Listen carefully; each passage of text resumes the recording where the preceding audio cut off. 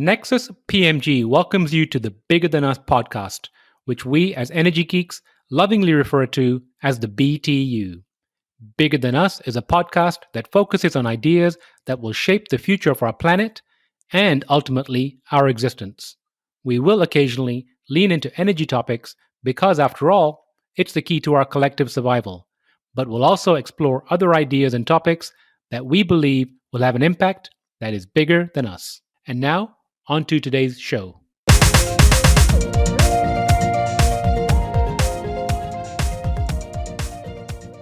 Hello, and welcome to the Bigger Than Us podcast. I'm your host, Raj Daniels, and today I'd like to welcome H.G. Chissell to the show. H.G. Chissell is the founder and CEO of Advanced Energy Group, a stakeholder engagement platform designed for leaders and organizations committed to systemic change on energy, equity, and resilience by delivering collaborative near-term results. HG is also founder and managing director of Advanced Energy Agency, a certified minority-owned business enterprise consulting firm focused on clean energy transformation, equity, and resilience that specializes in public-private stakeholder facilitation for near-term results. HG has led over 85 challenges with 4,500 plus leaders and 450 plus speakers across the US, including Hawaii, Puerto Rico, and Berlin. HG, how are you doing today? Thank you, Raj. I'm doing well. I'm feeling inspired. I have a Georgia flag flying out on my front porch that I had bought several weeks ago, inspired by the presidential election and just my thoughts around John Lewis and everything that has happened in Georgia. And today I get to fly it very proudly. Now, are you located in Georgia? I'm not. I'm located about 20 minutes outside Philadelphia. And how's the weather up where you are? Today it's partly cloudy with some beautiful sun coming through. Any rain, snow?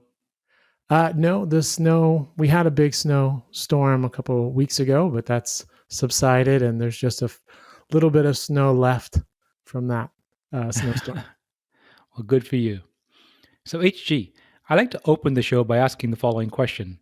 If you were asked to share something interesting about yourself, what would it be? Well, one thing when I look back that was helpful to the formation of my path, which has been a fairly scenic one, was the time I spent my senior year of high school living in Belgium. I lived in a little suburb of Liège as a senior in high school. I was an exchange student. And that had a big impact on me in terms of just being challenging, thrown into no one speaking English around me and being the only American in a village. And then it also had some interesting experiences for me in terms of different types of racism. It's really not racism so much, or as nationalism that I found that I experienced in Belgium versus being a brown Black person in America, where you're just considered Black. But there, because I'm a brown person, I was taken to be Moroccan. And so that was really eye-opening and an important experience, just to see how easy it is for us to see differences versus our shared humanity, and how disappointing that can be, and how much potential there really is for us to do better. That really is interesting. I don't want to say suffered with, but I've experienced similar, being of Indian heritage. I grew up in London, and when I was there, I was the brunt of a lot of, packing bashing movements. I'm talking late 70s, early 80s. Then when I moved here to Dallas, let's just call it late 80s, early 90s, I very quickly became a Mexican, if you know what I mean.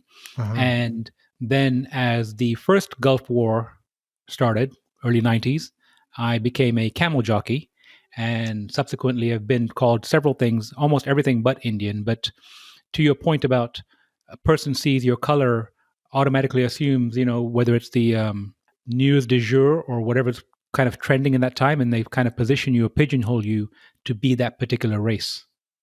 Yeah, it was an interesting experience. I went on to go spend my first year of college outside Stuttgart, Germany, at a University of Maryland school there. And there I was taken to be Turkish. So I got to see it from a couple lenses as well. For those that are listening, the reason that I think Moroccan in Belgium and then Turkish in Germany, because there's a lot of migration to those particular countries from those other countries. And so that's probably why, like you said, Belgium and France both, there's a great North African population there. And specifically in Germany, there's a lot of Turkish people there too. Mm-hmm. So that is very interesting. Now, doing some research, can you speak to your botched appendectomy? Oh, right. Well, it was winter break while I was at my first year of school in Germany. I had an appendectomy. I was on campus during winter break, and just a very few people on the campus, and just tremendous pain. Didn't know what was happening. Ultimately, some friends took me to a hospital, whether it was Böblingen or Tübingen, some town, and they needed to operate on me for an appendectomy. And it had been inflamed. The infection had got seeped out, and I didn't know that at the time. They thought they had done the appendectomy well, and it just was a very surreal experience being operated on in this very small town in Germany. A lot of glass vials versus what you'd find in the States for IV bags and all those things. Yeah, it was a pretty lonely moment. And then to find out, weeks or a month later that the operation actually didn't go well and the infection had spread into my intestines, which led to me needing to leave school and take an emergency trip back to Baltimore for an operation to remove this abscess that had been created in my intestines from that botched appendectomy. Just put me on a really strange path through college of kind of seeing a lot of life from the sidelines, trying to get better and back to being an 18-year-old or 19-year-old, but having just all these issues with my intestines and eating and all kinds of stuff. Was very helpful, I think, in some ways, one, to appreciate how fragile life is, how easy it is to take it for granted. Through that time when it was supposed to be, the best times of your life, your moment of freedom, So I'm glad I've went through those times, because I think it also helped open up or deepen my compassion for when I see others suffering, because I know it's real and I know things can go worse versus get better. That can definitely happen too when you get struck by an illness, that things can get worse. So just I'm appreciative to have had that experience. Well, I, for one, am glad you made it through okay. Oh, thank you. So let's fast forward to Advanced Energy Group. Can you share with the audience a little bit about the organization and your role? Sure. Advanced Energy Group started in response. I was inspired by seeing the leaders of cities, starting first with Chicago, really a gentleman, Chris Wheat, who was the chief sustainability officer of the time, when Rahm Emanuel was just finishing up his term as mayor, decide as a team that they were going to commit to the Paris Climate Accord, even though all indications were Trump was going to pull out, that, this was important and that Chicago wasn't backing down, joining New York City with Bloomberg and others and saying, no, this is important. If we don't do this right, people are going to die and suffer. And we are going to commit to achieving these goals. We don't know how, but we're going to do it. And that level of courage and commitment and compassion really touched me in terms of what am I doing with my life professionally in terms of greatest benefit. And in talking with Chris, he shared with me that, cities can make promises, set out targets, but they're not the ones who deliver on the targets. That only happens with extraordinary alignment and consensus, urgency, and action. And in this case, regarding this topic, that can only happen when you have the alignment of enough diverse perspectives and stakeholders to actually make a difference, which is extremely difficult in any scenario. Now you apply the fact that you're talking about something that's so pervasive as clean energy transformation, and is so urgent that you need to get something done within 10, 20 years, it looked like such a daunting task that required an entire reset on the approach to stakeholder engagement, that I wanted to take it on and find a way somehow to provide that platform of stakeholder engagement that could get the job done. And that was really the inspiration to start working with a group of companies and leaders and say, how can we approach this differently to get to outcomes now?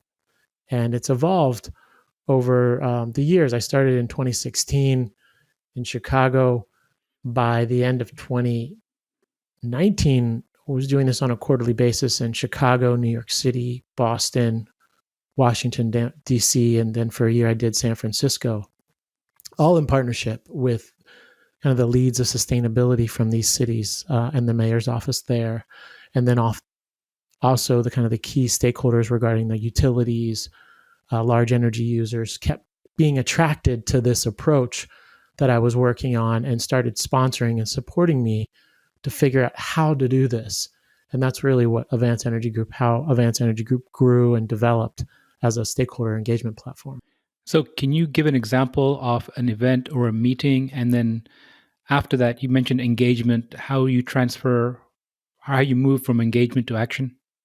Yes. And I think I probably just start with lessons learned along this path. One, I went into it with the principle, and this likely came out of the experience I had for about 2 years working in a boutique global leadership consulting firm that really focused on taking high potential executives at top tier teams within large global organizations and getting them to extraordinary outcomes. And they had their whole methodology on how they did this work and some principles which they used. And one was the idea that extraordinary leaders don't focus on leading people, they focus on leading extraordinary conversations. I love that. It made a lot of sense to me. And so when I started Advanced Energy Group, I went in saying, we're not going to do this as an annual event. If we're really committed to achieving these goals, we need to be talking more often. We need to up our level of commitment to engagement and conversation. So we're going to do these on a quarterly basis. So that was the first commitment. By doing that, it creates this steep learning curve for us. Every quarter, we were back in the room trying to develop this extraordinary stakeholder platform. And that's where we just started having lessons after lessons on how to improve it, strengthen it. And the other key lesson learned was, if you want to get a large group of leaders aligned to do something, you got to make it competitive and engaging. So soon we realized we needed to create this as a 3-part competition. So our stakeholder challenge is not just a meetup. It's actually a 3-part competition where on a quarterly basis in 4 cities, invited leaders, typically 4 speakers, come to present what they feel is the critical obstacle standing in the way of making needed change as it relates to that particular quarterly topic to achieve the carbon and equity goals of that city. So we don't want to hear from speakers about their solutions. We want to know what they see are the most critical pain points that they can't solve without collaboration with others.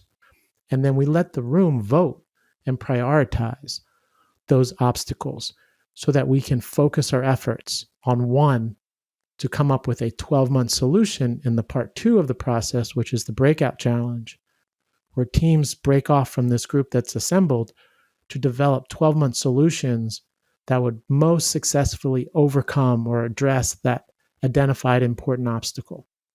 And then the room votes again, so you get a winning solution to a winning problem, all within a span of, when we did this in person, we could get it done by lunchtime. Now, when we're online, we do it over 2 days. We do the speaker challenge first day on a Wednesday for 90 minutes, and then the next day for 2 hours, we have the breakout room challenge. And the fun part is the breakout room challenge we purposely mix up these groups that work together to come up with these solutions from a diversity lens, from a sector lens. That's really a key component of this too, is making it inclusive and strategically diverse so that when you do get to alignment, it means something. It's not just everybody within your silo agreeing, oh, yeah, that's really important, but you haven't talked to the person from a social equity lens on that issue. So make sure they're part of that and agree with you that it's important. So we really try to bring that in. And so by the end of the breakout room challenge, you've got teams that have worked 40 minutes to an hour together to present a solution that comes and represents a lot of different perspectives that must include a 12-month solution that's achievable, that would have an impact, and 3 quarterly milestones that lead up to that solution. And then the group votes. You can't vote for your own solution. And then you come together with this winning solution to the problem. So, in my mind, it sounds like a design thinking or perhaps even a charrette kind of exercise. Can you give an example of perhaps a topic that was brought by a stakeholder and how it was worked through? Sure. And I like the analogy. I mean, that was a large part of my life was architecture. And so design thinking charrettes, I think, informs this a lot. Just what I loved about architecture was it wasn't just about the vision. It was about having a vision that could be manifested into reality and not fall down and hurt people, but actually be something that could stand the test of time. So I think that informed a lot of this process. An example, well, I just got off a call with a task force that's been created for our work in Chicago. So we take the year and we break it into 4 quarterly topics that all the cities address. So Q1, we cover critical infrastructure, equity, and resilience. Q2, buildings and construction. Q3, grid modernization. And Q4, mobility and transportation. And so we just finished all the cities on mobility and transportation. Most of them happened in December for Q4 2020. And for Chicago, Chicago is really fascinating because people don't realize that Chicago is probably one of the air pollution epicenters in the United States. It's got some of the worst congestion, worst pollution, and it has some of the worst segregation. Very clear example of what redlining can do. And so what happens is there's all this congestion, trucking, et cetera, pollution that goes right into the brown and black neighborhoods and creates this tremendous disparity in life expectancy just within a mile or two because they're on these transit corridors. So our speaker there that won, his name is Dave Schaller, and he's with NAFCE. And NAFCE is the National Association of Freight. I think it's around clean energy. That's not exactly right. I'll find the exact one for you. But he presented the need to create a roadmap for trucking in Chicago to electrify and why it would be so important. Because this roadmap doesn't exist, these fleet operators are not understanding the value of doing this from a financial standpoint, but also just from a good stewardship standpoint for Chicago. And then all the other stakeholders in Chicago that are committed to equity and so on in Chicago are not seeing that correlation either. So they don't know how to prioritize their focus to address such an important issue. And so he won. And then afterwards, he was part of one of the breakout rooms. And the exciting thing there is he was part of a breakout room that included Samantha Bingham. And Samantha Bingham, she's a person with the mayor's office in Chicago. She's the Clean Transportation Program Director for Chicago Department of Transportation. She was in his breakout room, and ultimately their team developed a proposed solution, which was to develop this whole process to identify and get a pilot going with fleets that really were most active in these red zones where you had the highest prevalence of air pollution or in and around Chicago, get them into some programs to find ways to electrify their fleets. And it really spoke to the entire group. They selected that solution. And I'm just looking at the number of task force members involved on this task force.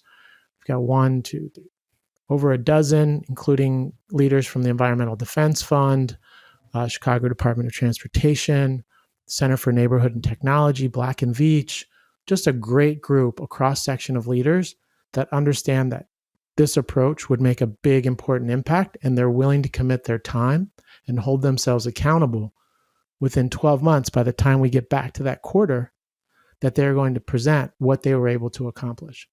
So they actually go out and take action? Oh, yeah. They take action, and they know that every quarter they have to present their milestone update to the group for vote on whether or not they did what they said they were going to do. And how do you get members of the community or represent the community? It's a good question. The good thing is all our events are by invitation only, so we really try to make sure it never gets skewed to be a trade association, but really a reflection of the community. So often the task forces that are created have that level of representation inherent to the group. So for instance, we've got on the call today, this task force call, we had CMAP, which is an organization that very much looks at equity and how do you align transportation in Chicago in a way that's equitable. Environmental Defense Fund was on the call as well. So they help make sure there's representation. And then from there, we can go working with the mayor's office of Chicago, look for what organizations, civic organizations relate to wherever ultimately this group is going to try to focus their efforts first in creating some type of electrification program with fleets for a particular neighborhood. Now, you mentioned that obviously they used to be in-person events, now they're online. How has the transition to online changed what you do with advanced energy? At first, I was concerned because there was so much working with us being in person. We'd have this great dinner the night before, and then the next day we would have our half-day session, people working together at round tables and so on.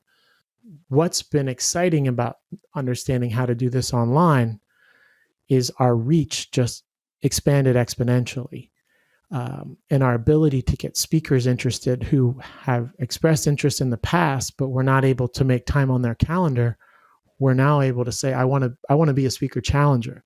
For instance, we had Joe Dominguez, CEO of ComEd, really interested to be a speaker challenger. And next week, we've got CEO of Pepco, Dave Velasquez, very interested to be a speaker challenger. And they can, because now they can get online and they can get right into this discussion, and it works for them. So that's been great. We've learned that we need to take our programming and break it across 2 days. So we've got a 90-minute session on the first day and then a 2-hour session on the second day. What's been exciting to me is that our ability to deliver outcomes and the outcomes that we grade ourselves in terms of effectiveness of this approach to stakeholder engagement is ultimate one is how many people volunteer for the third part of this competition, which is the task force challenge. That is when the audience listens and sees the winning solution. And I ask them, how many of you are willing to volunteer to hold yourselves accountable and be a part of this group for a year to deliver this solution? And the number of hands that go up at that moment determines how successful this process was, in my opinion. And last year we had 160 leaders volunteer, and a lot of those happen from our online events. So I'm very excited about that as a kind of a positive experience about going online. I think this also speaks to the vision of our stakeholder engagement platform being scalable. We get a lot of interest in or remarks from people saying, when are you going to come to Texas? This model or approach would work so well for Dallas or Houston or Austin. And I can't do that in person easily right now in terms of scale. But online, there's a whole new avenue that opens up for the ability to do that and to deliver effectively outcomes that can be very valuable to these locations. That's great to hear. I'm going to switch gears here and get to the crux of our conversation. It's the why behind what you do. Obviously you have a deep professional background. Why did you decide to start Advanced Energy Group? What motivates you? What moves you? I'm moved by the potential of collaboration and the lack of it. I think so many of the reasons we don't have effective collaboration are due to just our short-sightedness on things that we can overcome. Namely, one, for instance, is the color of one's skin should have no bearing on the ability to collaborate. But we get caught in these constructs that help us, that unfortunately keep us from seeing our shared humanity. And it's such a it's a disservice, but also it's a vulnerability to our ability to act together and solve big problems that affect millions of people. And so that just inspires me, because I feel with the right understanding, once you fix that problem, so much can happen so quickly, and you can really tap and engage the collective brilliance of all these people who are engaged on these issues. So I guess that inspires me, because I feel if I can just open that up, so much can happen so quickly. So I think that's a big one for me. And I think stakeholder engagement is a term that hasn't had its true due in terms of living up to its potential. And I want to change that. So it sounds like to me that during your events, you've got almost like a microcosm of demographics. Would that be correct? That's always the goal. Yeah. How have you seen that interaction play out? It's very easy to read the headlines and see the divisions taking place right now. And you mentioned right now, your part of your why is the ability to bring people together for restoring the planet and social justice. But how have you seen that initially? Like, is there a moment of or a short period of time where there's discomfort, and then that kind of breaks in or breaks through to eventually work getting done? At times, yes. Because I think we like to think we're comfortable with hearing different perspectives and opinions, but we're often just hearing our perspectives and opinions that fit within our filter. And so we're not really exposed to the different perspectives we think we are. And so there are moments where that can happen, but those often become the moments that are most special to people who are a part of it, because something really breaks down in that moment and you see things more clearly. So I think I see my role is to create an environment that feels safe and authentically inclusive for real issues to get on the table. I think that's a particular opportunity that I have as a brown Black person to create that type of space, safe space, so that voices aren't being suppressed when you're trying to deal about issues that really relate to the future of people's families and lives. You've got an environment where you can say what you need to say so people understand when trying to come up with a solution or prioritize a problem. I think that's really important to have an environment like that. It's a very interesting observation. As you were speaking, I was thinking that most people are exposed to opinions that don't align with theirs through perhaps a media headline or through a soundbite. Very rarely do they actually have the opportunity to sit in a room or perhaps on a Zoom call with an individual that actually says those things out loud, where they have to actually mentally and emotionally digest them as they're talking or as they're actually going through the process. Yes. And, I agree. I try to make sure this idea of 360 dialogue and engagement that's the spirit I want these stakeholder meetings to have, so that it's never a power center to the discussion. It really feels like a 360 dialogue or approach, almost like an honor seminar, or if you really are having an opportunity to dig into it from different angles and appreciate different opinions, all based on the backdrop of we all care about solving this issue, and we know we can't waste time not doing it now. That being the backdrop to the discussion. I love that idea. HG, I appreciate you sharing your why, but it's my job as an interviewer to dig a little bit deeper. So, can you tell me why you feel stakeholder engagement is so important? Yes, because without it, we're just not going to make it. If you were to ask most in an honest moment, if you were to say to them, do you think we're doing enough fast enough to meet these pledges and equity commitments? I think you'll find that the true answer is no. I mean, if you look at just what the Black Lives Movement, George Floyd, all of that demonstrates too little, too slow.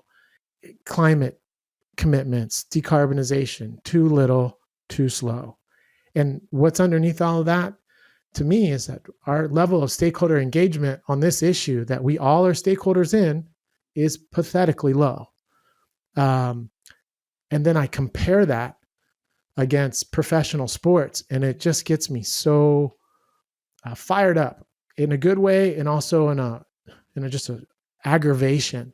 Like, soccer has over 1 billion fans. NFL, top 5 teams, maybe 10 teams, 50 million fans. The annual revenue of NFL plus soccer in 2017 was $90 billion in revenue. And it's just, look at that level of engagement from the players the coaches, the fans, the sponsors, all there, just teeming with engagement, while the planet is just burning to a crisp and we can't get basic social equity issues right. I want to take some of that magic, even if I got a fraction of that, and could apply it to creating stakeholder engagement as a professional sport. I think we would make such great progress that we're not going to make unless we figure it out that way. That to me is my big rocket fuel for what I see. I see bright lights, big arenas, figuratively, but that's what I see stakeholder engagement can be, because this is something we really do need to win at. This is what we need to win at. This is what matters most to win at. And we're not playing like that. We're not playing as if it's the Super Bowl, the World Cup. And that's what I want to spend my time on, this, figuring out how to do. And once I figure it out, creating a lot of teams out there doing it, so that we can have some massive impact and change. I love the idea of stakeholder engagement as a team sport. Speaking of creating magic, what have you learned so far on your journey about yourself? About myself, I'm a pretty tenacious optimist.